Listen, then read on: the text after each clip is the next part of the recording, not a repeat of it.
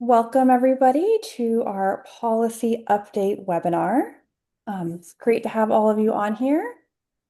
If you're a regular at these webinars, welcome back. If this is your first time joining us, welcome to the policy update webinar, and we're so glad to have you joining us for these access events. Our presenter today is Maron, the policy director here at Cal Voices. And facilitating the webinar today will be myself and our program manager, Nicole Tilton. Just a little bit of housekeeping to get started. The webinar is scheduled for 1.5 hours. I think we might be getting you out of here a little bit earlier today, but that's what we're scheduled for. The webinar is being recorded and it will be made public. It will be published on our YouTube channel within a week or so. So if you're putting comments in the chat or speaking up, just be mindful that it is being recorded. If you would like to speak, just raise your hand and then we will unmute you at an appropriate time for questions towards the end. If you want to add questions in the chat, you're welcome to do that at any time as well. And again, towards the end of the webinar, we'll probably be able to get to those questions at that point. We are going to launch a demographic poll. So we ask that you just fill that out real quick. We just gather information about what county you're from and things like that. Then just some basic ground rules to get us started here. As always, we just ask you to honor yourself and practice self-care. As you're engaging with one another, just model the behaviors that you want to see in others. We ask that you honor your fellow attendees by assuming good intent and focusing on the issues and facts at hand. There may be times where we disagree with one another and we welcome that. That's totally fine, but we just focus on areas of alignment. And when we do disagree, try to disagree respectfully, stay solution oriented, and then just be mindful of the time and others on the call by keeping your questions and your comments brief. If there's other ground rules you'd like to add, feel free to add those into the chat at this time. And then I'm going to launch the poll and hand it over to Maron to continue. Hello, everyone. Welcome. Those of you I know or don't know, regardless, welcome to the policy update webinar. Today we're going to cover Cal Voices legislative and budget priorities.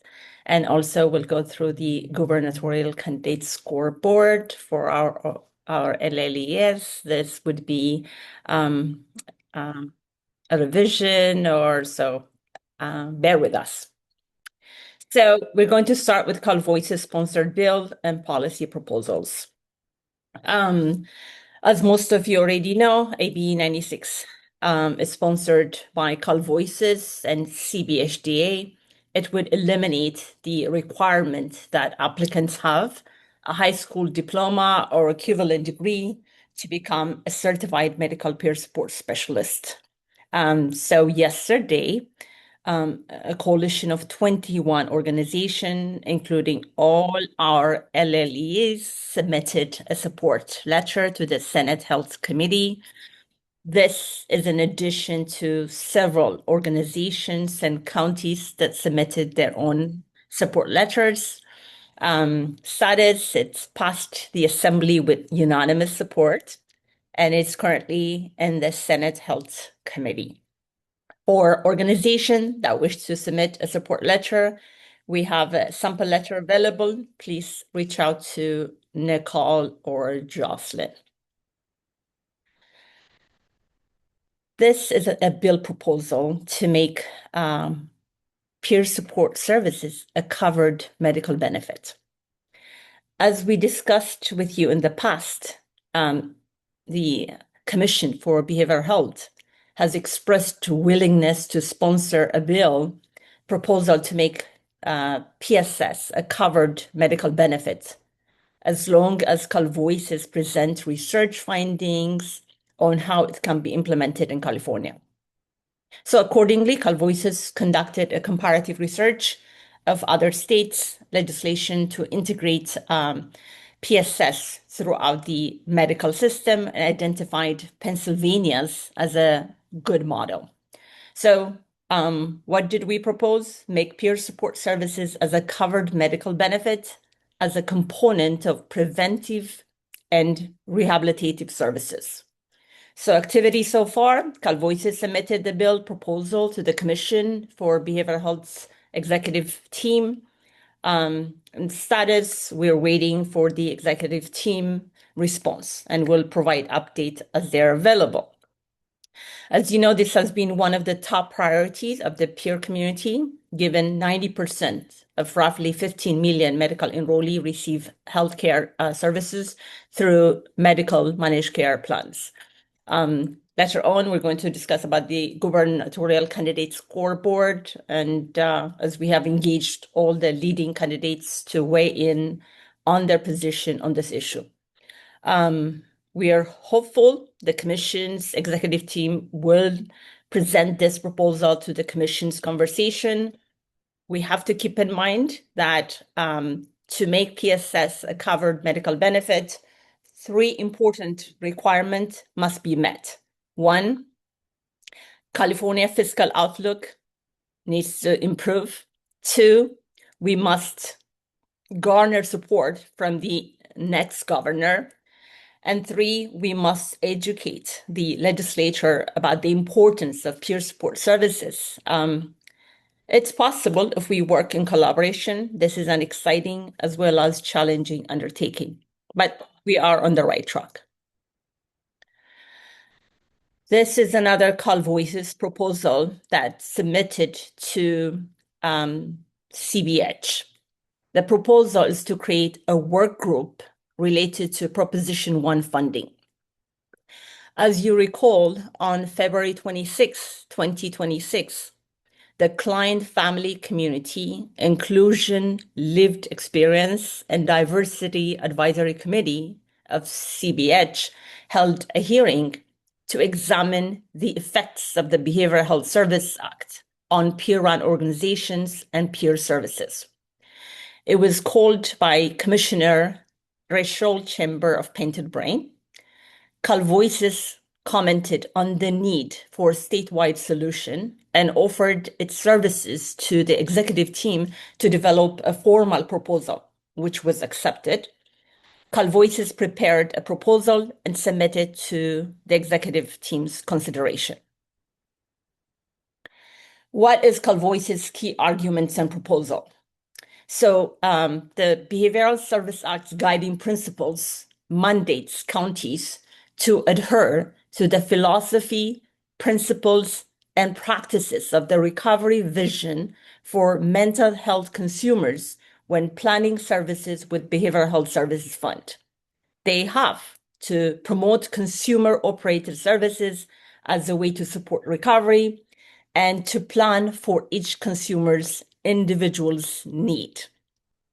So, regarding the California Department of Public Health's role under Proposition 1, they have to implement the Proposition 1 fund for prevention and early intervention, ensuring alignment with Proposition 1 goal, collaborate with local health departments, community organizations, and other stakeholders to coordinate services effectively.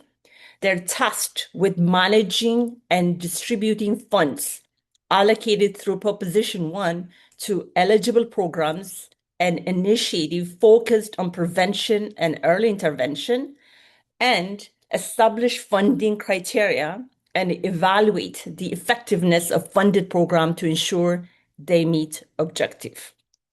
So, with that being said, in alignment with Proposition 1 provision related to California Department of Public Health's role in engaging stakeholders, CalVoices proposed that the Client and Family Leadership Committee of CBH do the following. 1, create a work group, bring peer-led organization, CDPH, the County Behavioral Health Director Association. Though we did not include in our proposal, I think the Behavioral Health Planning Council too, to foster a dialogue to address inequities in behavioral health services delivery due to funding cuts for peer-led organization under Proposition 1. develop actionable recommendations. The work group to draft a report summarizing its findings and recommendations from their discussions, and include specific recommendations for policy change, funding allocations, and service integrations that align with the guiding principles of the Behavioral Health Services Fund, which we just discussed. Advocate for policy support.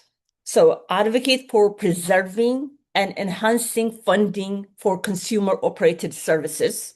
Work with the full commission to present the work group's findings and recommendation to influence future funding decision.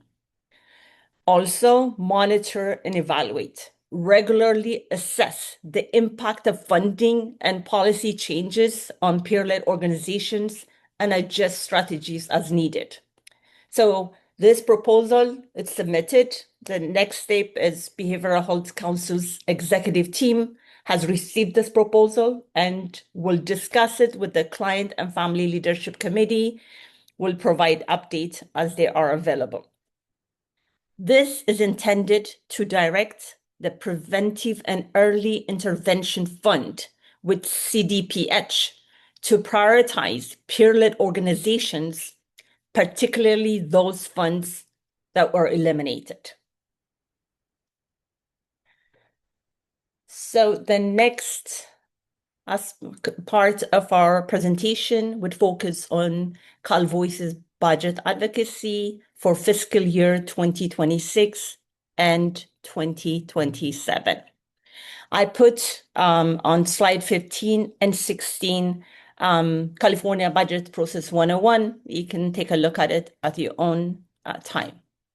So budget, our priority number one is CalVoice's budget proposal, HR 1. Before we get to the heart of our proposal, I wanted to provide you with summary. We had this discussion and presentation in the past on the impact of HR 1, but I want to summarize so that the proposal makes sense. So the provision of HR 1, that the so-called One Big Beautiful Bill, require work requirements. So because of that, an estimated 3.4 million medical members may lose coverage, increasing the uninsured rate and costs for providers. It also includes 6-month eligibility redetermination. Because of that, about 400,000 adults may lose coverage.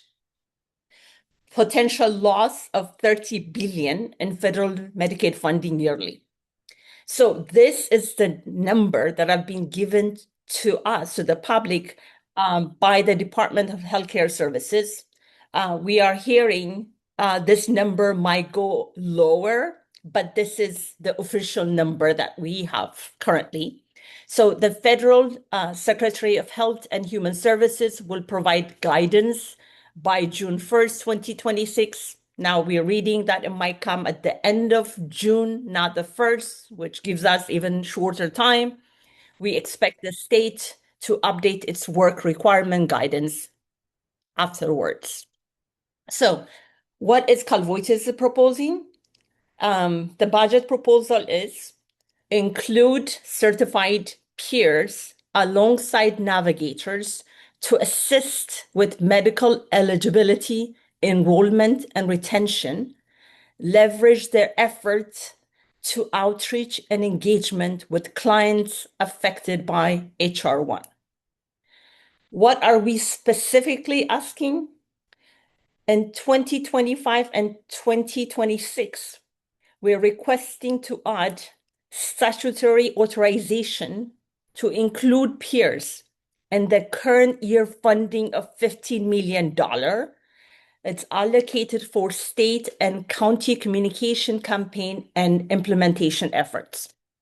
We are also asking peers to be included in the 2026-27 budget proposal that the governor put forward, allocated $4 million for navigators to assist with medical eligibility, enrollment, and retention. As you can see, we are not asking for additional money. We simply ask the peer support specialist to obtain the statutory authorization to conduct navigation. So what have we done so far? We submitted a coalition letter for this proposal to the Senate Subcommittee 3, Assembly Budget 1, and Department of Finance. We are continuing to schedule meetings with legislators, staffers to educate them about the need for the proposal. There are important key partners who signed on this important budget proposal, and their names are listed. Thank you.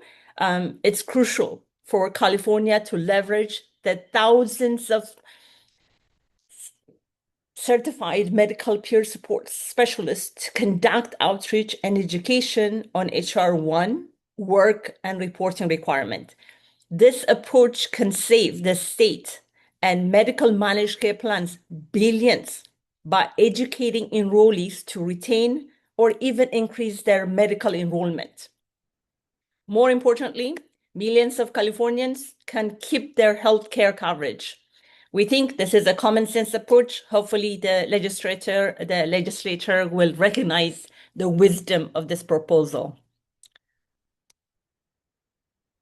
The second budget priority that we are supporting is the California Peer-Run Worm Line. Peter Murphy from the Mental Health Association of San Francisco, who's spearheading this effort, is here with us to give you just background information. Basically, they're requesting expenditure authority from the Behavioral Health Service Fund of $6.5 million in 2026-27, $7.1 million in 2027-28, and $7.4 million annually thereafter.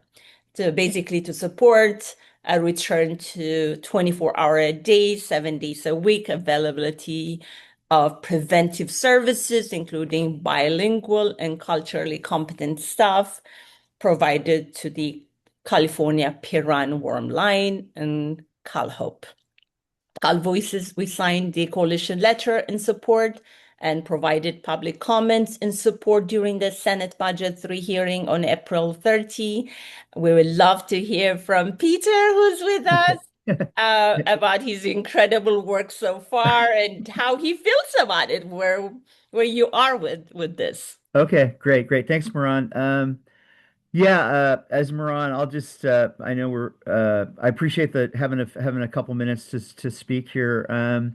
So I'm kind of assuming folks are familiar with the Warm Line. We're like really a complement to the 988 services. We're like a pre-crisis service. So, Warm Line meets people where they're at and provides destigmatization to talk about mental health. And so our champions are Senator Wiener in the Senate, State Senate, and Assemblymember Haney in the Assembly. And we're based out of San Francisco, and they're both San Francisco legislators, but we do serve the whole state. And one thing that I think folks don't know too is we are actually what's left of the CalHOPE phone service. So if somebody goes to CalHOPE, and we had a very robust service like during the pandemic, and we were answering CalHOPE calls all along, and now we are still getting those calls. So we're also the CalHOPE line, and I know it can be kind of confusing, these different services and what they do. But we went from at the height, and we were gaining a lot of momentum. I'd say in June of 2025, we were getting around 40,000 requests for service, and we were able to help about 3/4 of them because we were still understaffed even when we were better funded. Now we're able to take around 6,000 to 7,000. Our hours have been cut, like Moran mentioned, and we had to cut. We lost a lot of staff. So we're hoping, we're not asking for like a complete return to services, but we're hoping, we did receive 4.5 million last year. We're hoping to get 6.5, which would actually allow us to return to 24/7. and also add we had a dedicated Spanish language service, and we're hoping to make that more robust as well.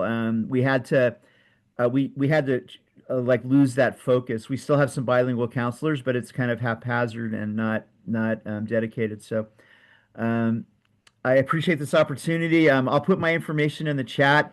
We do have a letter, and I think it's probably still possible to sign on if you'd like. And Moran, thank you for this opportunity. And Thank I you for always your appreciate it. tremendous work. Okay, yeah. Good luck, Peter. Thanks, Moran. I know we'll be in touch, so I Of appreciate course. it.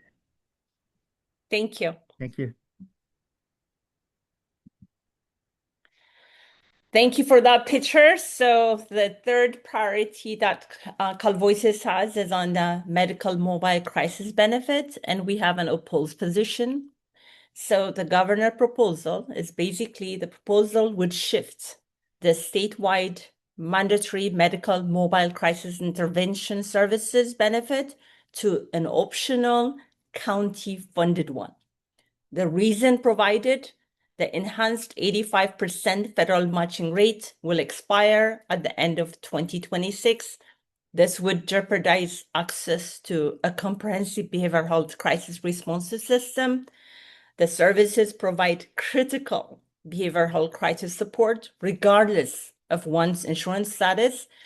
44% of adults who utilize a mobile crisis team were connected to mental health services within 30 days of mobile crisis services. I just wanted to share what Senator Caroline Menjivar said during the hearing. She said, this is direct quote, "We have invested so much money into creating and uplifting an infrastructure to not fully continue with it.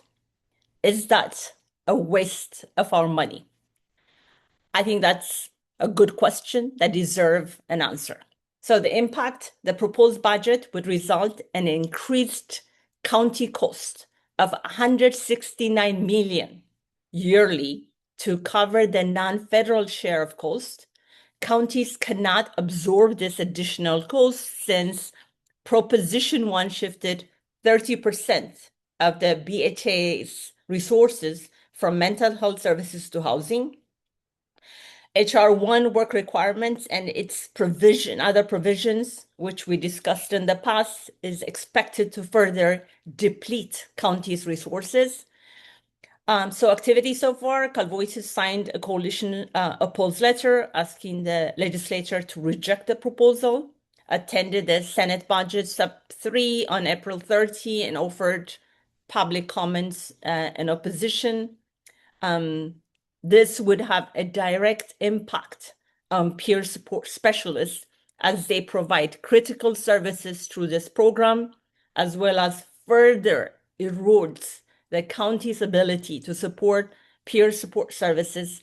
We hope the legislature will reject the governor's proposal. Now we're going to talk about 2026 California gubernatorial debate, and we will share the scoreboard. So as you know, the Black Action Alliance gubernatorial candidate debate held a forum in San Francisco on February 3rd, 2026. So we identified 9 key policy areas and submitted questions to candidates who accepted the Alliance's invitation to the debate. So here we're only focused on the behavioral health workforce, and that is the area that peers, CalVoices have accepted to write a policy white paper. So the Alliance's top 3 behavioral health workforce priorities. As we discussed, we have taken CalVoices their responsibility to produce a policy paper on the state of the behavioral health workforce. The policy paper highlighted the following issues as top priorities: expand and prioritize peer support services, increase culturally compatible care through workforce diversity, target medical investment toward equity, increase medical reimbursement rates. So the following are the attendees. Those gubernatorial candidates who participated in the debate in San Francisco on February 3rd. So Becerra came, Tom Steyer, Tony Thurmond, Antonio Villagrosa, Matt Mahan, Steve Hilton, and Betty Yee, Eric Sowell, although Eric Sowell didn't come because he had to attend a meeting. Regardless, they both have withdrawn, so they would have no impact on this. Here is the scoreboard. So we did send the full responses we received from all the candidates to you in the past. I think it's at the end of February. So you have the full responses in your email. Hopefully you had a chance to take a look at it. So what we have done is we focused exclusively on the peer-related issues and workforce. And so after analyzing and their responses, this is what we were able to come up. We feel Becerra has a strong position in this scoreboard. As you know, we don't make any recommendation in terms of how you should vote. We're simply engaged the leading gubernatorial candidates and analyzed their responses and created this scoreboard for your consideration. So what accountability looks like to us, a commitment to make peer support a statewide medical benefit with defined reimbursement rates, qualified standards, and performance tracking within the first year of the new administration. This is how we can successfully push to make peer support services a covered medical benefit. We have every intent to engage the candidates after the primary, during the general election, and after the election. This is part of what we are doing to ensure that the next governor, whoever happened to be, understand the priorities of the peer support community. So key dates to remember, the primary is June 2nd, 2026. The election for the governor is on November 3rd, 2026. We will send out the entire policy paper, hopefully, shortly. We submitted CalVoice's policy paper focused on behavioral health workforce, and hopefully the rest also will complete and submit so that it will be available for all of you to take a look at it in time. In the next section, I will discuss non-CalVoice's sponsored priority bills. And I will start with AB 2138 Correll.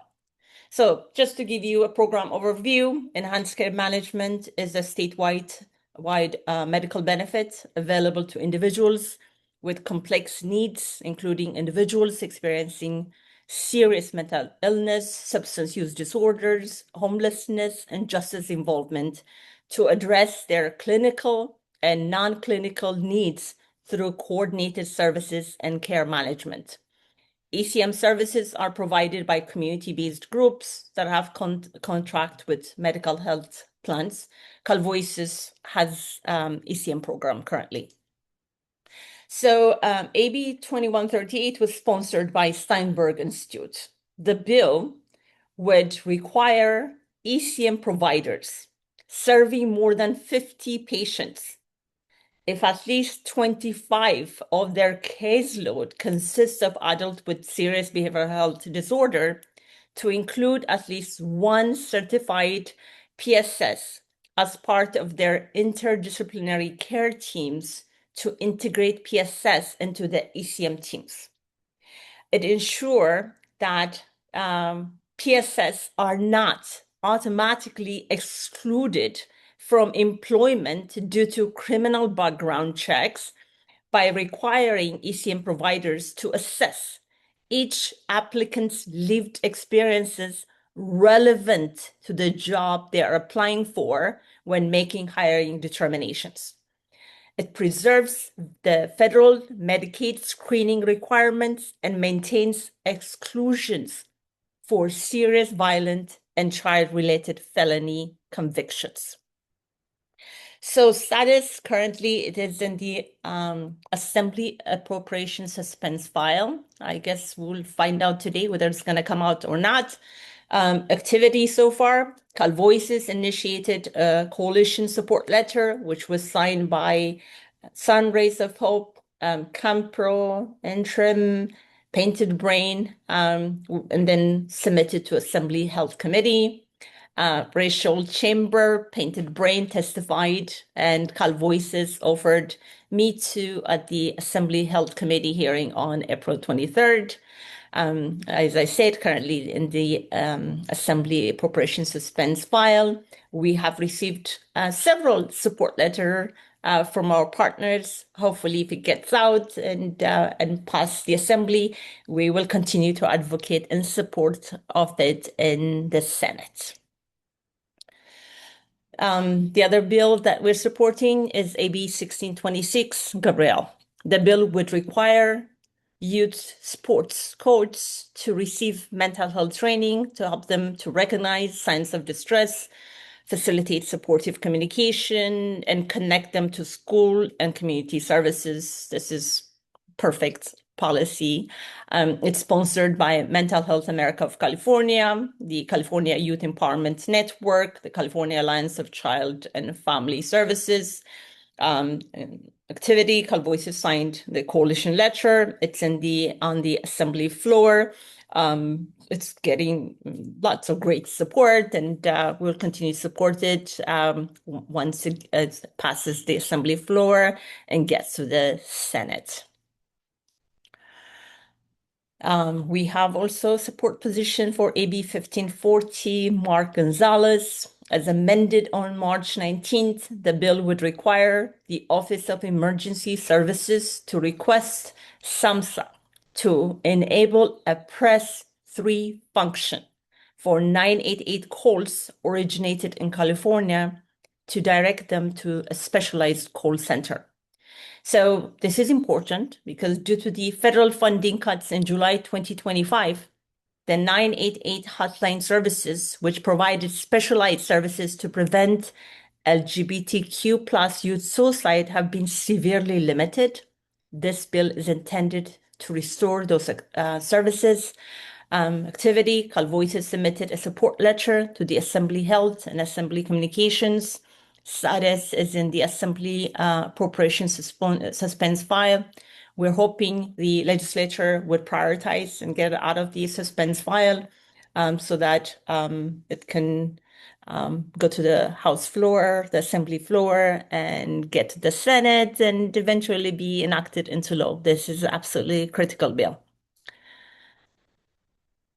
AB 2126, El Houry, we also have a support position for this. It would reduce unnecessary hiring barriers for current and former foster youth seeking to become peer partners in community care license settings by granting an automatic background check exemption to peer applicants who are current or former foster youth whose low-level, non-violent offenses occurred before age 21.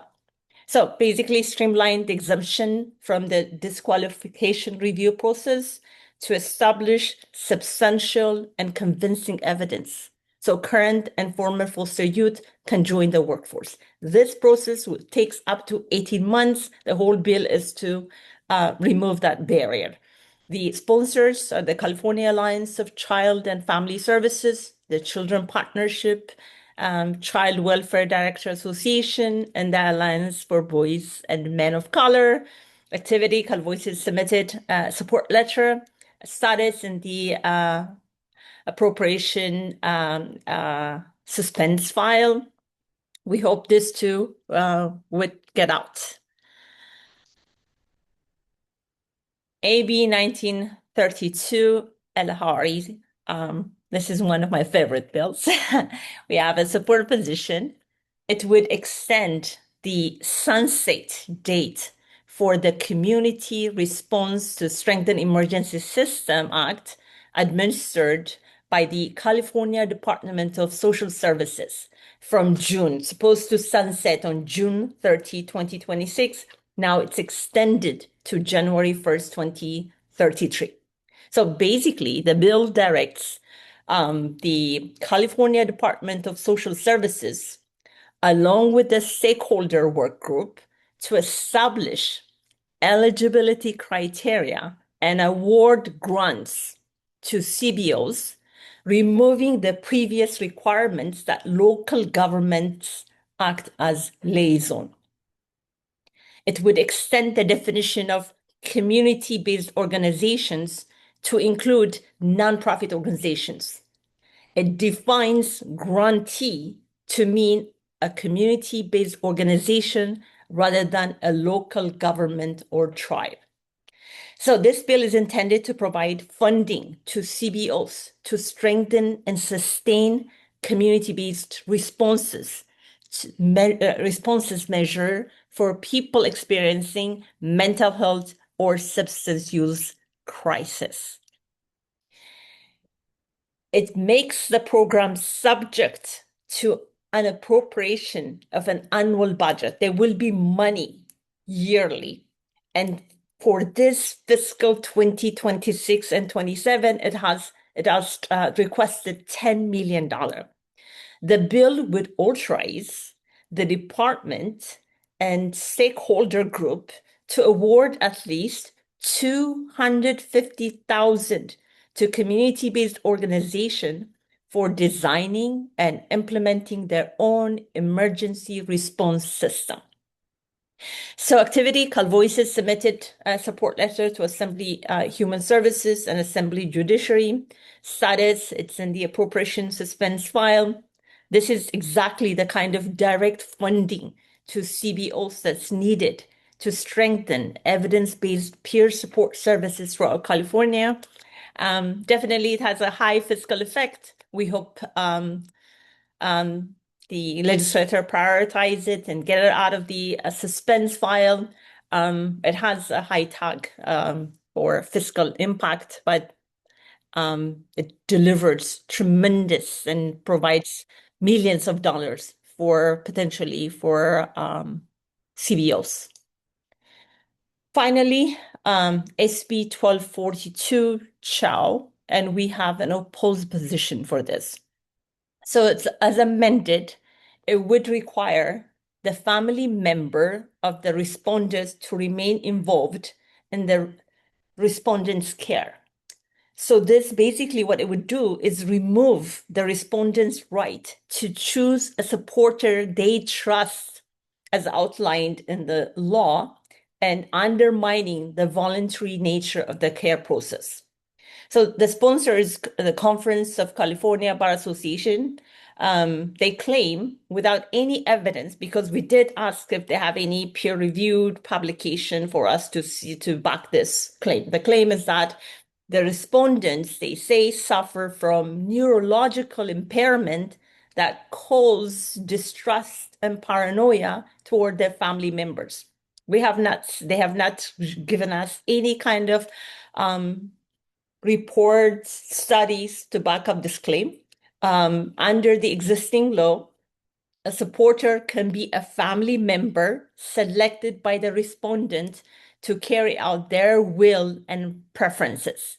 And SB 1242 forces the respondent to accept a family member to be part of the care proceedings. We think that should be up to the respondent to decide who the right supporter be to advocate, to help in the advocate and to advocate on behalf of the respondent. Activity CalVoices, DRC, MHA, CAMPRO met with the altered staff, a sponsor to discuss concern. The amendment they offered did not remove our opposition. CalVoices submitted a opposed letter to Senate Health, Senate Judiciary. We hope to continue to oppose it if it passes the Senate floor. The CARE Act process in general is costing California a lot of money without tangible result for individuals with serious behavioral health needs. Along with DRC, MHA, and CAMPRO, we are opposing a number of care-related bills which are not discussed today. So this concludes our policy update. Thank you for your time. I'll be happy to answer any question you may have. I appreciate your time. Looks like Thomas has his hand up. Thank you, Hi, Mara. Thomas. Don't worry, it's not a complicated question. I just want to know, because I was reading the AB 2138, and it said it was in a suspense file, and you just mentioned the suspense file. What does that mean? So suspense, on the appropriation, if a particular bill has a fiscal impact, often above 150,000, they send it to suspense file. So that means it has cost impact to the okay. state. All So there right. would be a Not a- special consideration. They have to prioritize and make a determination which particular bill that has fiscally with high, fiscal assessment Yeah. or impact Okay. should be prioritized and get out of the appropriation suspense. It Good, can be because- sometimes a very political decision, but Yeah. that's basically means fiscal impact is high. Okay. Above As a 150 layman- often threshold, but sometimes even 100,000 can be sent. As a layman, and I see that, I'm sitting there thinking, so they suspended it? They're not looking at it right now? That's what it, So today, Thomas, Right. all those suspense files are supposed to be released. We're hoping some of our priority Okay. bills that we're discussing might come out. So it's very interesting. Legislature negotiate, Yeah. and so sometimes, the leadership get involved. Okay. The detail, the nuances becomes interesting, but basically, in a nutshell, is the fiscal impact. If All right. it's It not, doesn't mean it doesn't mean that it's stalled or anything. It just means that it's still being looked at. yes, they will make a determination, release it, Right. and so prioritize which one should be released or not. Right now, California, as you know, is facing about 36 billion budget deficit, and so I think legislators in general in the administration also wanted to be fiscally prudent. Okay. Okay. This is the second time it came up when you were doing the policy thing on last week. You talked about 2138, so I jumped on my phone to look it up, and I seen that was in the suspense file on Friday or whatever day we did the Yeah. policy date last week. We'll send out a list of the bills that we discussed. If they get out, we'll send it so that we know we can celebrate all of us together. There you go. Okay. Thank you. You're very welcome.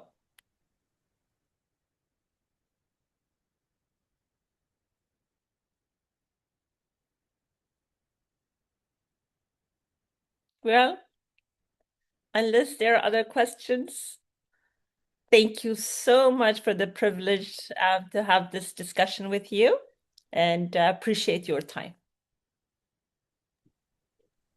Thank you, Maron. Thank you for everyone for joining us today. And as mentioned, this will be on YouTube in about a week Thank or you, so. Peter, by the way. Oh, thank you very appreciate much. you. Appreciate it. Okay. Thanks, Maran. Bye. Thank you, everyone. Thank you, y'all. Peter. Thank you. Have a good one. You too. Bye. Bye, Thomas. Bye. Bye, Contana. Hey, Don. Bye.